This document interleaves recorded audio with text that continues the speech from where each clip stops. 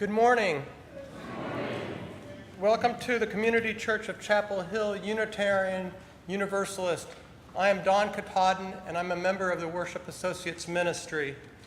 I especially want to welcome any visitors or newcomers to our church and to call your attention to the special note for you on the back side of the order of service where it says, "Welcome guests and newcomers." I would also like to welcome those of you attending online. Lyrics to hymns and all elements of the service may be found on the screen, and a complete order of service, including this week's announcements, is available via the link in the Sunday morning email and on the church website. Our in-person Sunday social is held immediately following the service. Please turn off or silence any cell phones during our service to maintain a worshipful experience. Whoever you are, whomever you love, however you arrived at this beloved place, you are welcome here.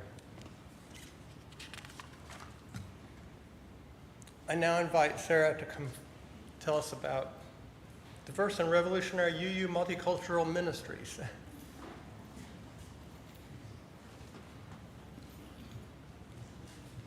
Good morning.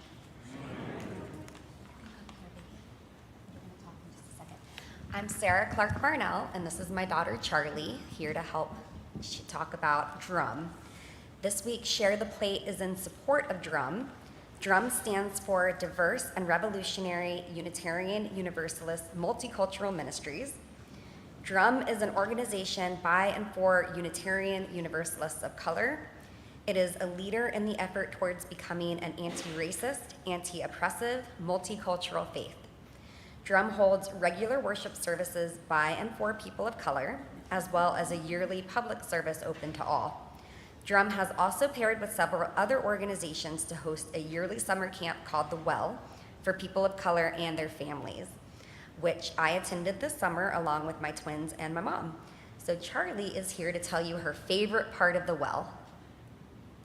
Well, my favorite part was when I got to meet new friends Thank you, sweetheart. I encourage you to support this organization that has meant so much to me and my children's personal and spiritual development. Thank you.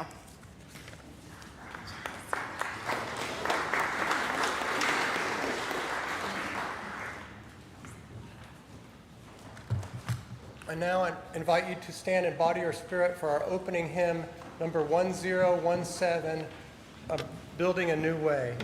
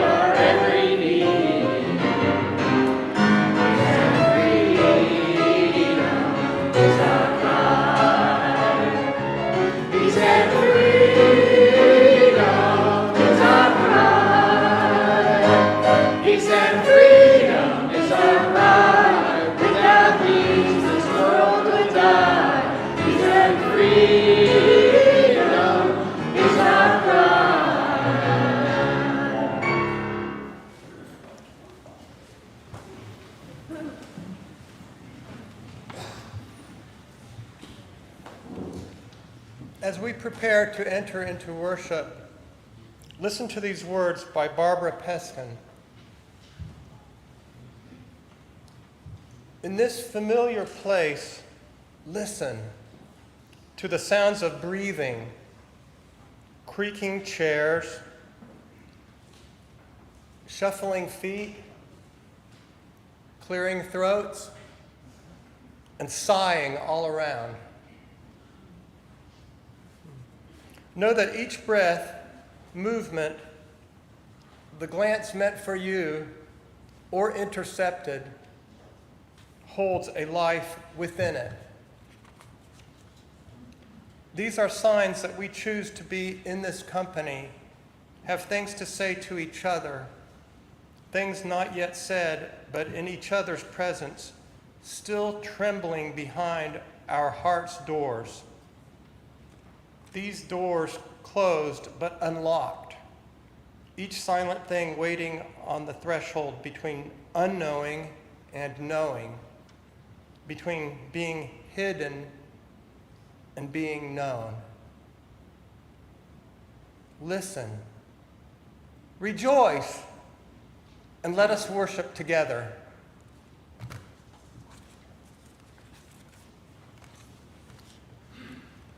You will find the words for our chalice lighting in your order of service. If you wish to do so, please join me in reading them. We pause this morning from the chaos of the world to reclaim the beauty within these walls that carry us through our week. We lift this community into our shoulders with pride and grace-filled expectations for our children and our children's children.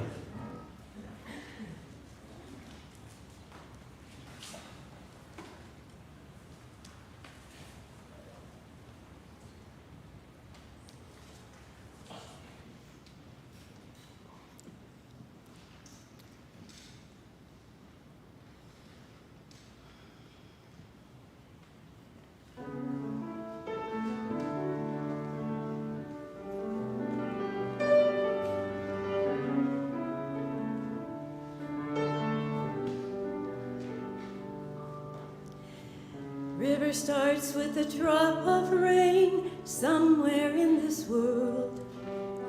Light years shape this arc of sky and sand a precious pearl. And you alight a stranger's life by letting yours unfurl.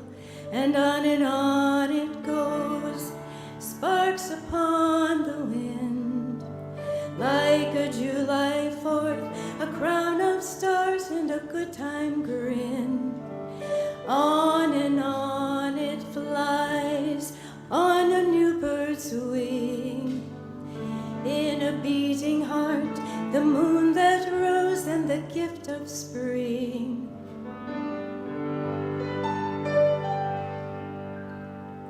You can say that you'll never matter, lose or win.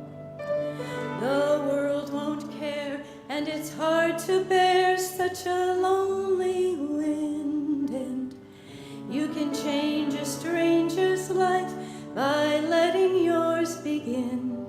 On it goes, chances everywhere. Like the train you took, the rain that fell on a summer air. On it flies, like the time we've lost. It's either running out or covering all our dreams in rust.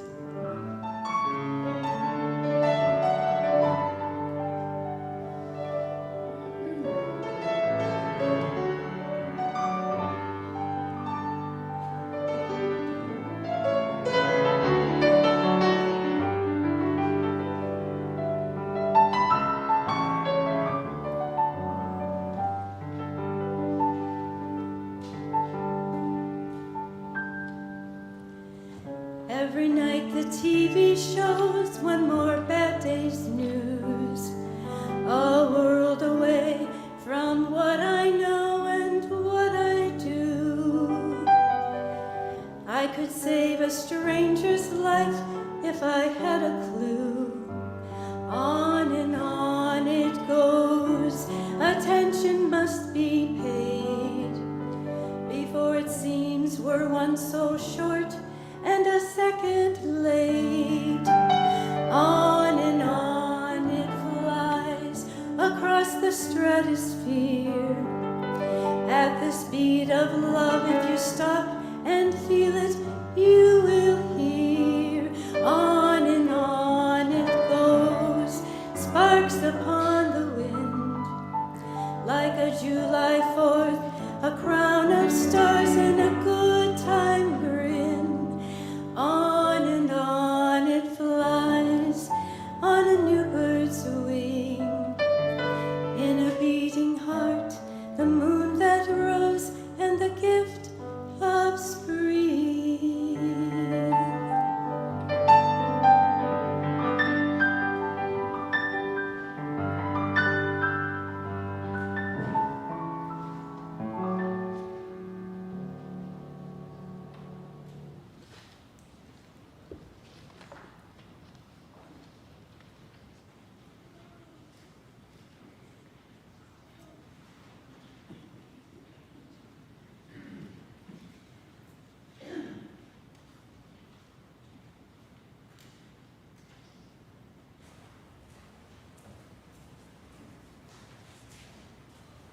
Each week, we hold in our service a time for sharing the joys and the sorrows that we bring with us into this community. How it works is that if you've come this morning with either a significant personal joy or a significant sorrow, you're invited to come forward, place a stone in the water bowl, speak your name into the microphone, and briefly share your joy or your sorrow. Let us enter into this time of trust.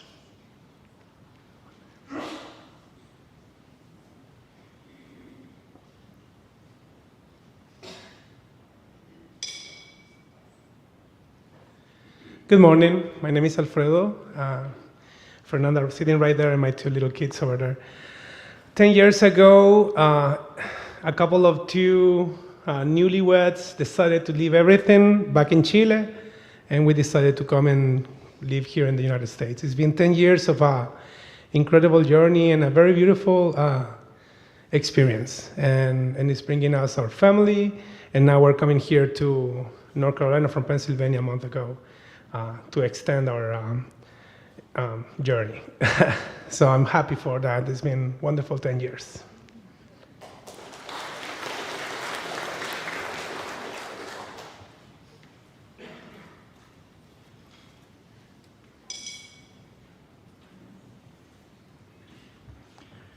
I'm Eric Conrad. This is my wife, Ann Gilliland. Ann is going in for some shoulder replacement surgery on Friday, and of course, naturally, we're both a little bit concerned. This is the third, and we hope last, surgery.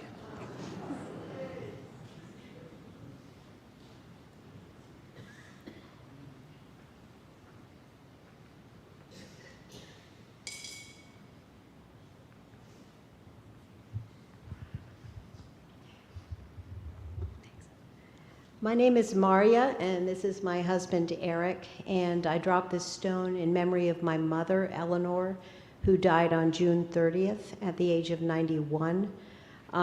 She was a vibrant, intelligent, and loving person, and she had many years of decline, and her life was very difficult at the end. We will miss her, but it was time.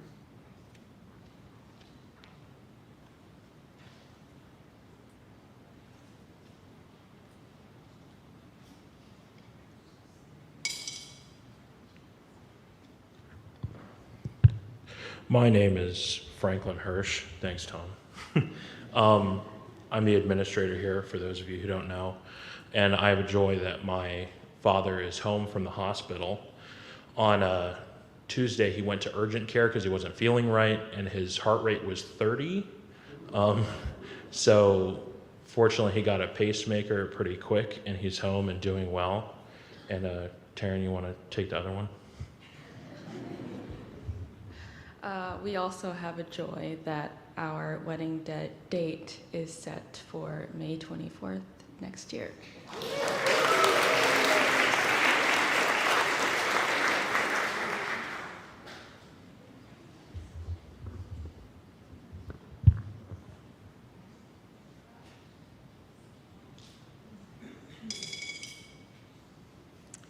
Hi, my name is Britton. I have a mostly joy.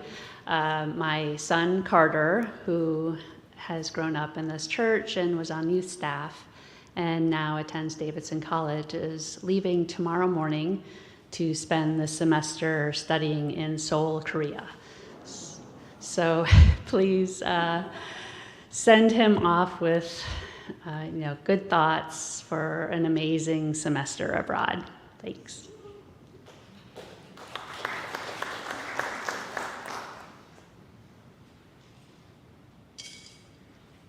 Hi, I'm Ginger Long, and my son, Elijah Long, who also came up in the UU Church, who did coming of age here, he is on the Carolina Flyers, which is an ultimate Frisbee semi-pro team, and they won the quarters, so we are going to Salt Lake City with him next weekend, and so you can all put your prayers in that they do well, and whatever happens, it's going to be a fun weekend, and we're so proud of him.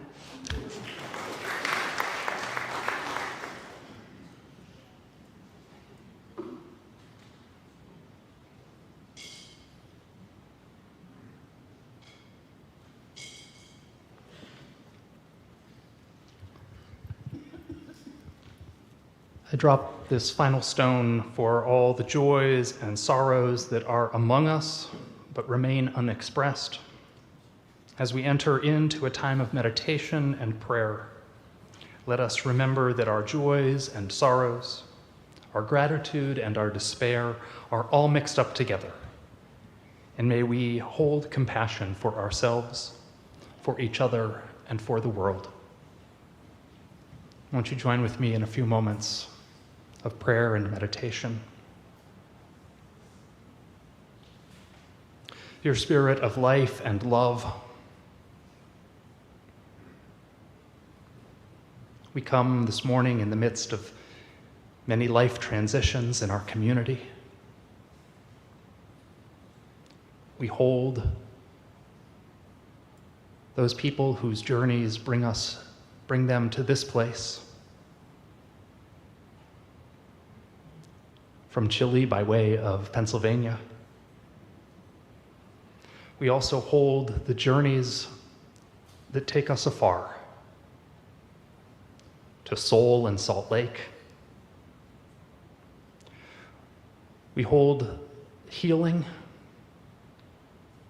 recovery for those with illness. And we hold prayers for those who are hospitalized. We give thanks for the gifts of love and family and friendship and community. On this morning, when we talk about our social natures as human beings, we think of those communities that bless us and those communities and causes we serve with determination.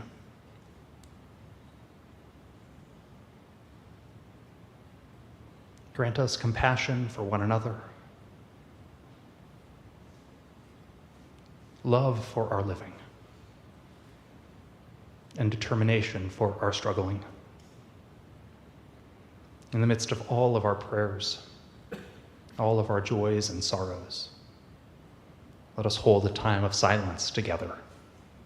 I invite you to be still with me for a few moments.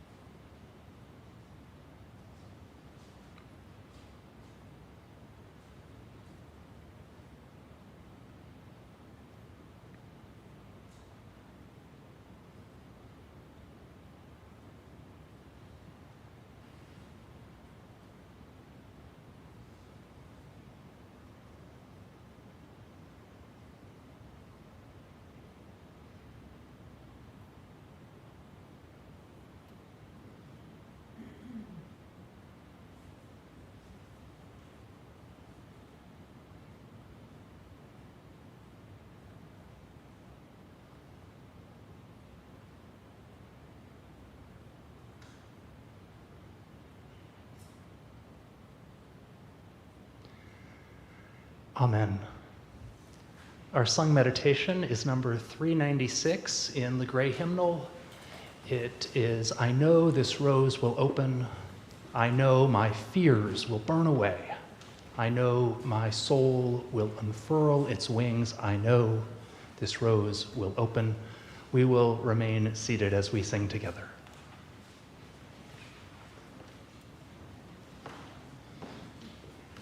Why don't we try singing it twice together, and then let's give it a try. We'll have a 4-part round, a bar apart from each other. So let's see what happens.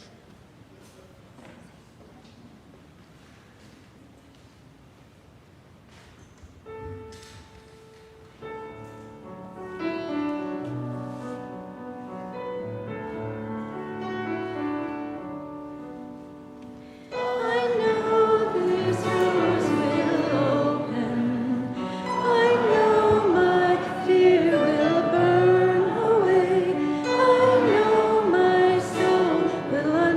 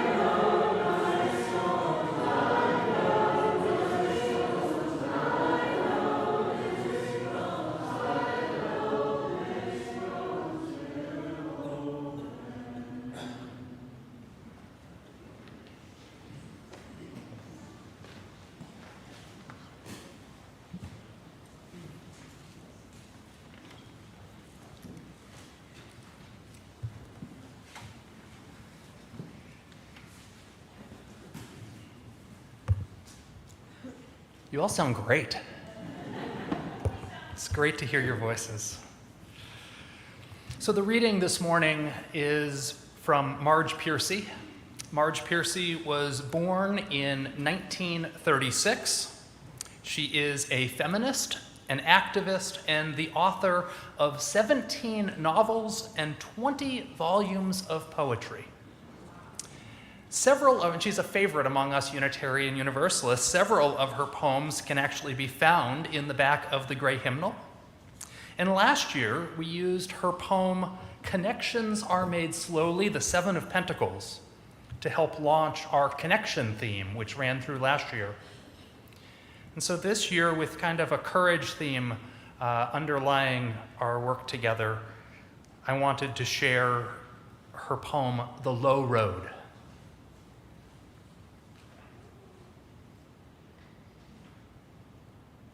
What can they do to you? Whatever they want. They can set you up. They can bust you. They can break your fingers and burn your brain with electricity, or blur you with drugs till you can't walk, can't remember. They can take your child, wall up your lover. They can do anything you can't stop them from doing. How can you stop them? Alone, you can fight, you can refuse, you can take what revenge you can, but they roll over you. But two people fighting back to back can cut through a mob. A snake dancing file can break a cordon, an army can meet an army. Two people can keep each other sane, can give support, conviction, love, massage, hope, sex. Three people are a delegation, a committee, a wedge. With four, you can play bridge and start an organization. With six, you can rent a whole house and eat pie for dinner with no seconds and hold a fundraising party. A dozen make a demonstration, 100 fill a hall, 1,000 have solidarity and your own newsletter, 10,000 power and your own paper, 100,000 your own media, 10 million your own country. It goes on one at a time. It starts when you care to act. It starts when you do it again and they said no. It starts when you say we and know who you mean. And each day you mean one more.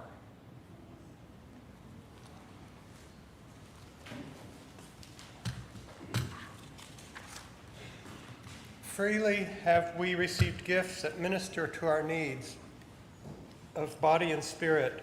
Gladly we bring to our church and its wide concerns a portion of this bounty. If you wish to donate online, there is a QR code on the back of the order of service, and there is information on the church's website. Today, our generosity extends beyond our walls as we give to today's Share the Plate. Remember that you can donate online, or if you are writing a check for Drum, please write STP in the memo line. We will now receive the morning offering.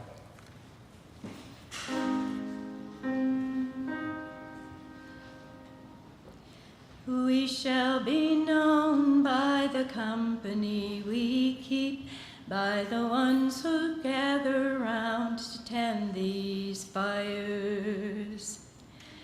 We shall be known by the ones who sow and reap the seeds of change, alive from deep within the earth. It is time now. It is time now that we thrive. It is time we lead ourselves into the well. It is time now, and what a time to be alive. In this great turning we shall learn to lead in love. In this great turning we shall learn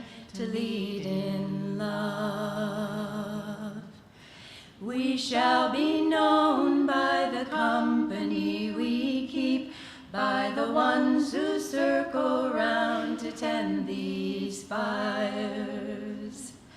We shall be known by the ones who sow and reap the seeds of change, alive from deep within the earth. It is time now. It is time now that we thrive. It is time we lead ourselves into the well. It is time now, and what a time to be alive. In this great turning we shall learn to lead in love. In this great turning we shall learn to lead in love.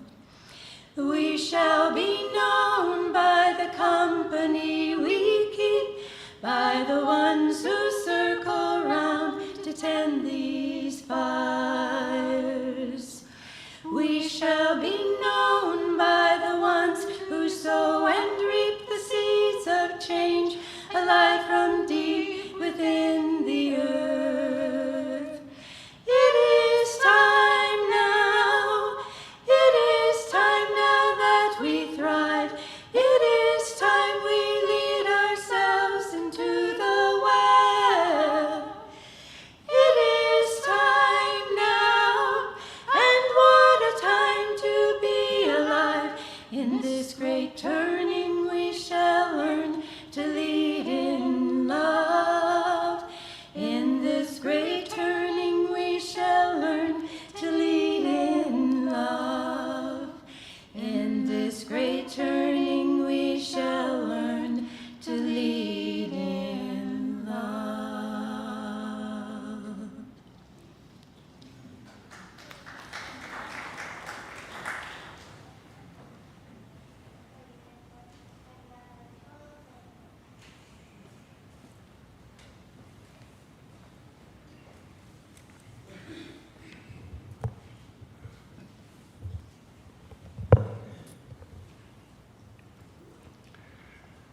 That song was a special request for this service, so thank you so much for making my vision a reality.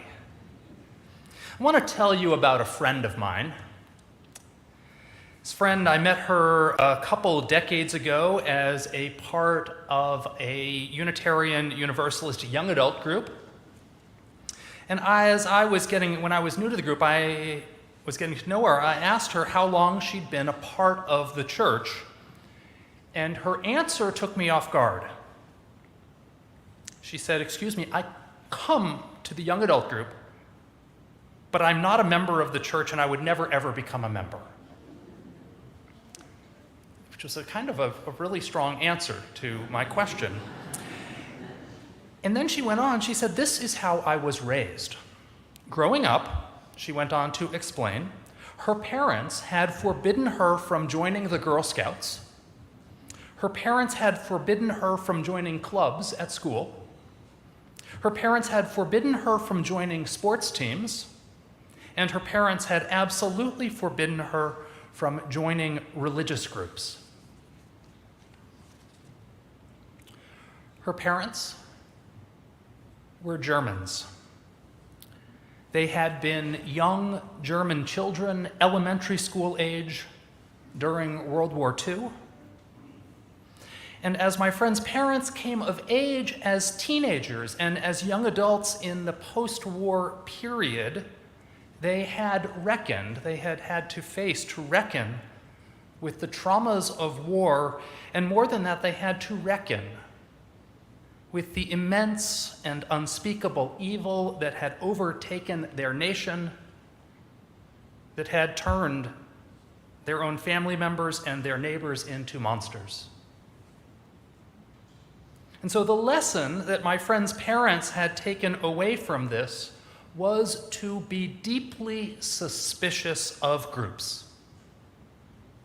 Groups, my friend's parents believed, weaken our individuality, warp our sense of self, Groups pressure us to conform.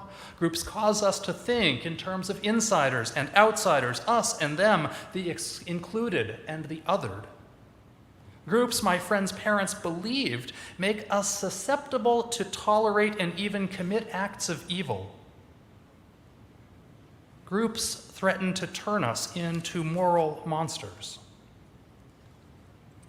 And so my friend had been raised by her parents to be deeply suspicious of groups, of clubs, of teams, of organized activities, of political parties, of churches.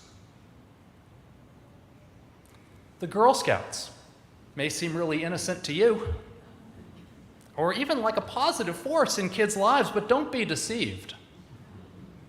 Joining a group could be the first step to the loss of your freedom and the destruction of your moral character. Sorry for picking on the Girl Scouts. Beware of the French club, beware of the swim team, beware of the Unitarian Universalist church. That was how my friend had been raised to see the world. It was what she meant with that response. Joining is dangerous. This may sound preposterous to you. Maybe it doesn't, but maybe it does sound preposterous. But it follows logically from an understanding of what it means to be an individual human and what it means to be a communal being. And so this morning, what I want to talk about, what I want to think about with you, is about our individual humanity and our communal nature, our being a part of groups. And what I'm going to do is kind of run through quickly the evolution of 20th century Protestant theology around this issue, and I'm going to try not to make it boring. And then I'm going to ask us some questions about how we might connect this with our lives here and now.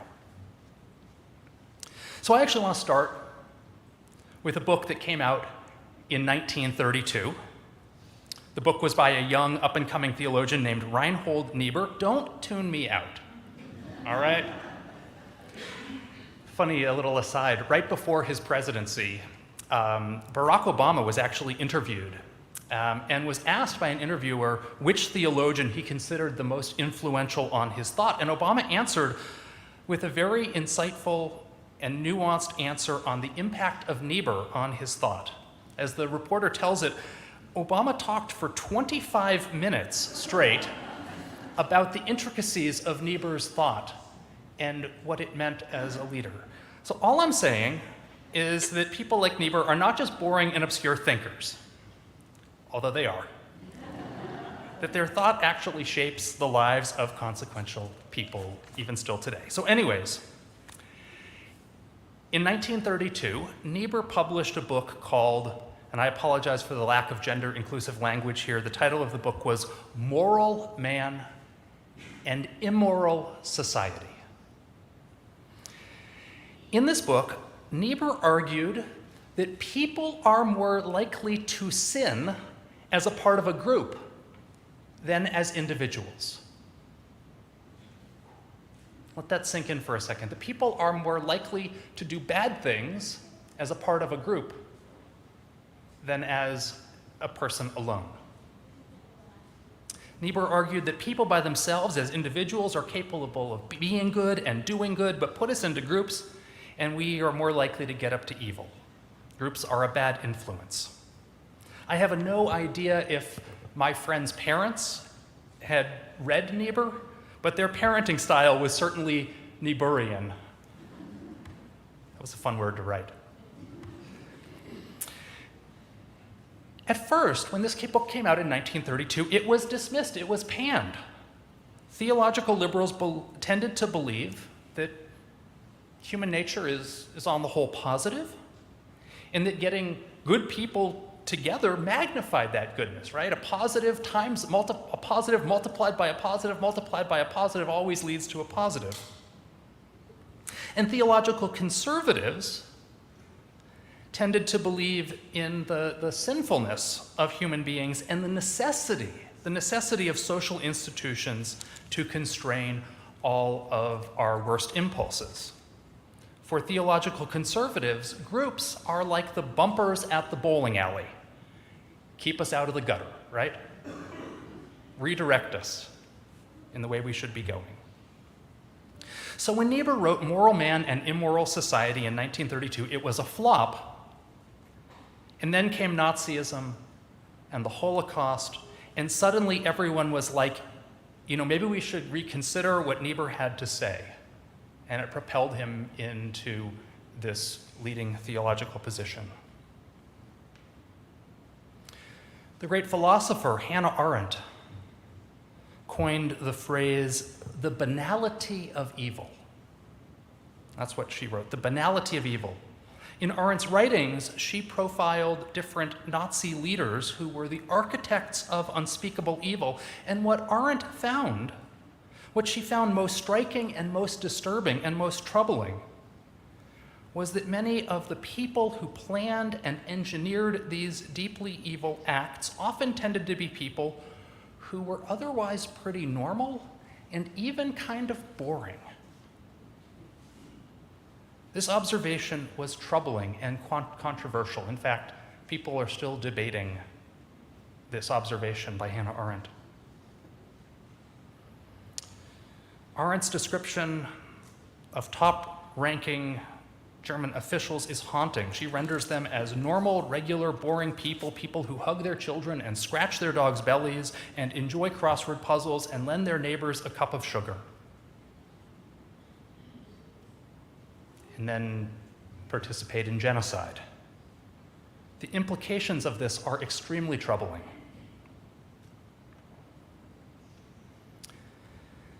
And so now I want to turn to another theologian who thought about groups, the theologian I told you I was going to tell you about today.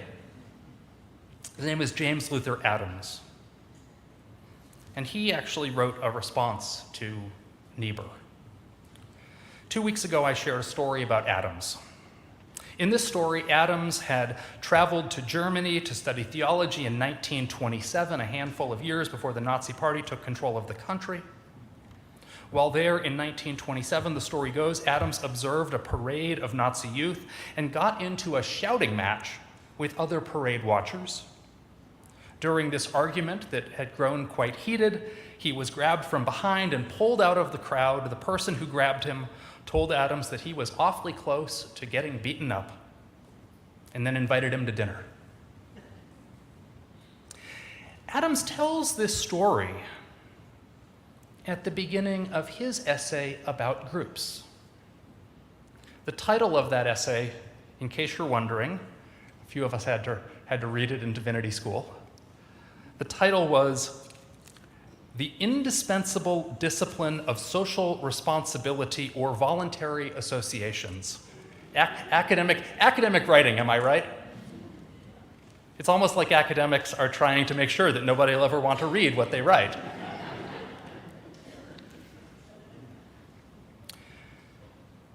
But I'm going to try to make it not boring for you. So after telling the story of nearly getting beaten up at the parade, Adams observes that one of the first things that authoritarian movements do is attack freedom of association, the freedom of people to form groups, to advocate for common interests. This has been the case in authoritarian and totalitarian regimes around the world. First, they came for the trade unionists. It was the case with McCarthyism in the 1950s. It was the case now with attempts to ban student protest groups on college campuses. Authoritarian movements see groups as a threat and seek to weaken, undermine, and abolish them. After all, as Marge Piercy observes, if you're struggling all alone, you can't do that much. So James Luther Adams looked at these attempts to curtail freedom of association and concludes that our power to confront unjust and dehumanizing systems is found in our ability to form powerful groups, what he calls voluntary associations. Adam writes, any healthy democratic society is a multi-group society. Our health is found in religious associations, unions, educational associations, recreational, philanthropic, protective, and political associations, and innumerable social clubs. As the poet and activist Marge Piercy writes, "A dozen make a demonstration, 100 fill a hall, 10,000 power and your own paper."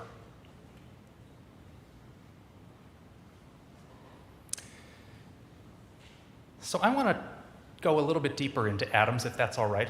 If it's not all right, then I'm still going to do it anyways, because that's all I have written here. But he actually says some things that are pretty intense. So first of all, in my most recent rereading of Adams' essay, I was struck by something that I didn't remember from before, which is that Adams uses the word idiot,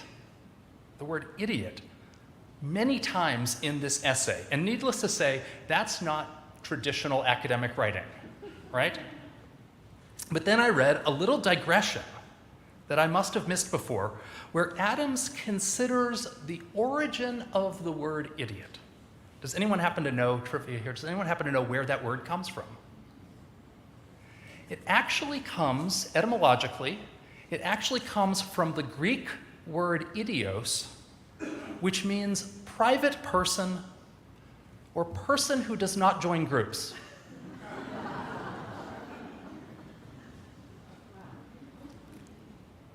Isn't that interesting? Now, I'm going to offer an important disclaimer here. I am in no way suggesting that you go around calling people idiots. And in our world, the term is a slur against perceived lack of intelligence, and I'll just say that the word idiot is a word with some pretty heavy baggage, some pretty awful ableist overtones. It's been used over the years to stigmatize and other those who exhibit neurodiversity, as well as people with developmental disabilities.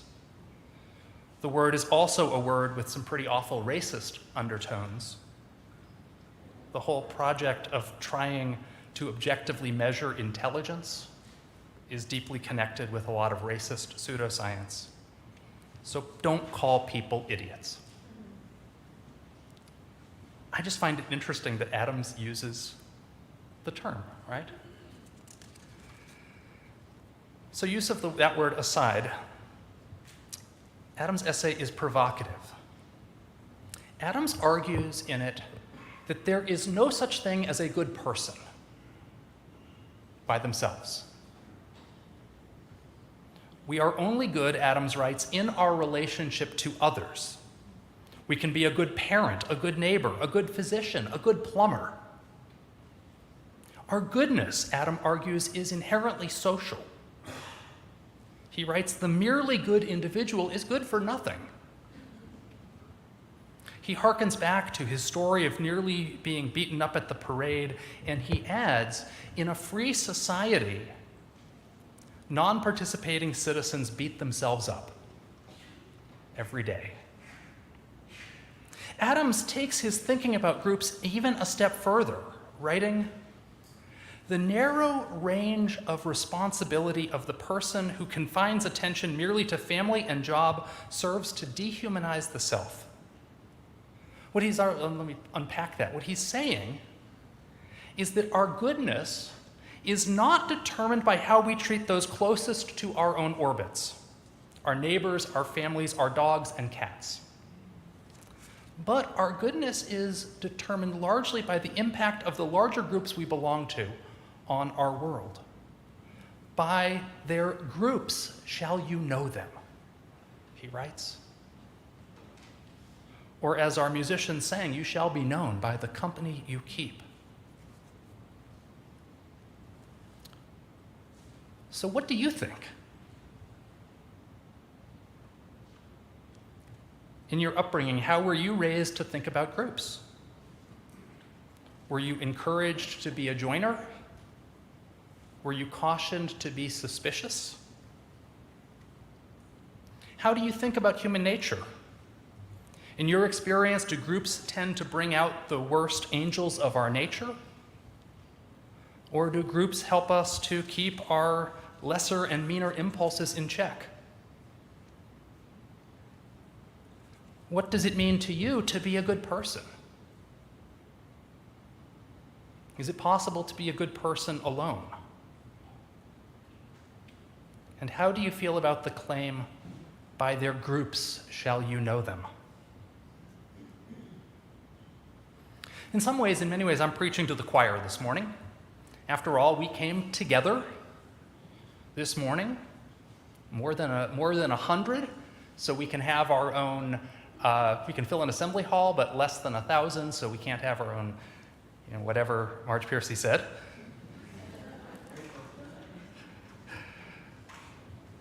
We're part of a congregation. As I look out, those gathered here, we probably belong to hundreds of different groups, church groups, professional groups, unions, justice-making groups, political groups, service groups, creative and artistic groups, music groups, bands, social groups. What, I ask, does this participation say about us? And if, as Adams argues, if we shall be known by our groups, what does that mean for how we live this day and the next? Leave us with a bunch of questions, and I'm interested, as always, interested in your thoughts. Let us end with a song this morning. I invite us to rise in body or in spirit. Our closing hymn is number 318. It's called "We Would Be One."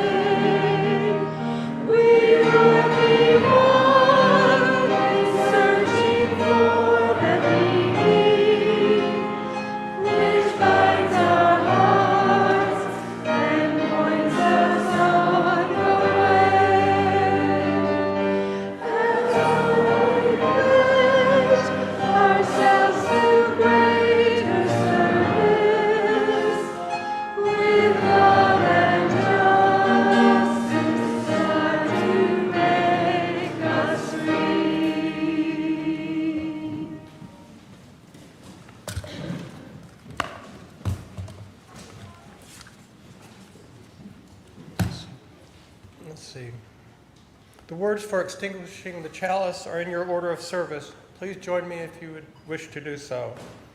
We extinguish this flame, but not the light of truth, the warmth of community, or the fire of commitment. These we carry in our hearts until we are together again. Let us now thank those who made this worship service available.